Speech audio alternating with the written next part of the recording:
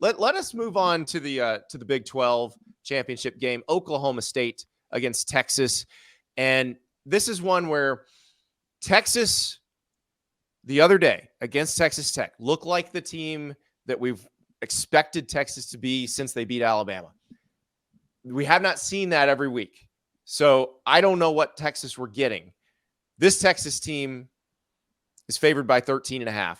They are definitely 2 touchdowns better than Oklahoma State from a roster standpoint. 100%. That said, when Mike Gundy's coaching on the other sideline, I get a little worried. See, you said that kindly. What you meant to say was when Sarkisian is coaching on the sideline where he's laying 2 touchdowns, you should be worried because these are the games that Sarkisian coughs up all over himself. I'm not as worried about Sark anymore. I with you. Like going into the season, I would have said the same thing. But it's more of an appreciation of Gundy than doubts about Sark in this situation. This is a mismatch in wits. I'm sorry. No offense. But Gundy does not.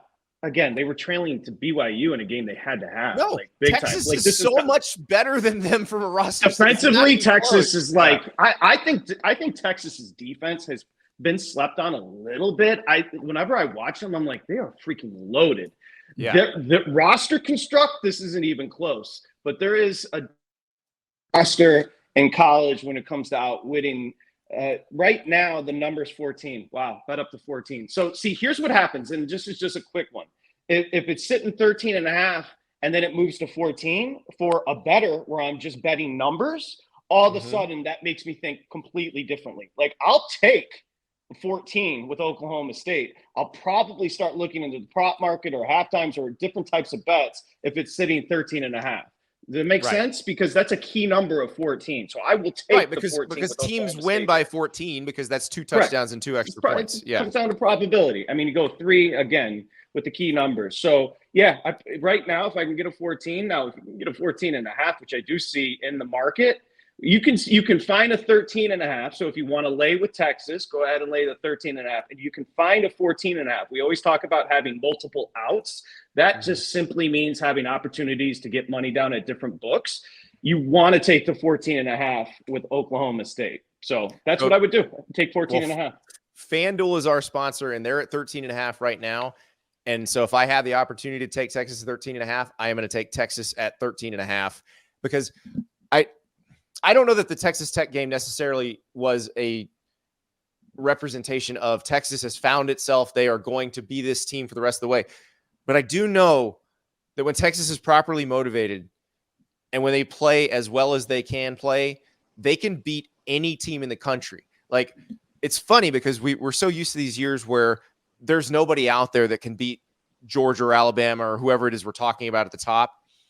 Texas can beat every team that it might see in the playoff if it makes the playoff on the right day. It can also lose to all of them. But that's why I think if these guys are truly ready to take that next step, they will thump Oklahoma State and put the best case scenario forward for the committee to figure out if they're going to make the playoff or not. Because remember, they need style points. They're not in if they win. Well, we can talk about the one-loss conference champs, that being Bama and Texas, if they both were to win. But I will say this. If you're talking about Texas and just the disparity in talent in Oklahoma State, well, how about BYU? When Ollie Gordon ran that touchdown in, I think there was less than a minute to go there. BYU came down and kicked the field goal to force overtime. Correct. If BYU in Stillwater, if BYU is moving the ball in a big-time leverage spot like that, what's Texas going to do? Again, it's a mismatch in coaching. I'll say you don't have did at the start, to be fair. So Gundy, but this is talent-wise, Texas is right there with anybody in the country, which brings us to what you just said. If Bama were to win, and I know you talked about this last night, but if Bama and Texas were to both win, that it becomes fascinating. It really does. Yeah. Because if the favorites went out, it's going to be Georgia, Michigan, Oregon, Washington winner in Texas. That's what's going to happen. But if Bama wins, it becomes fascinating. It does. It does, because all of a sudden you have the head-to-head win from Texas in Tuscaloosa.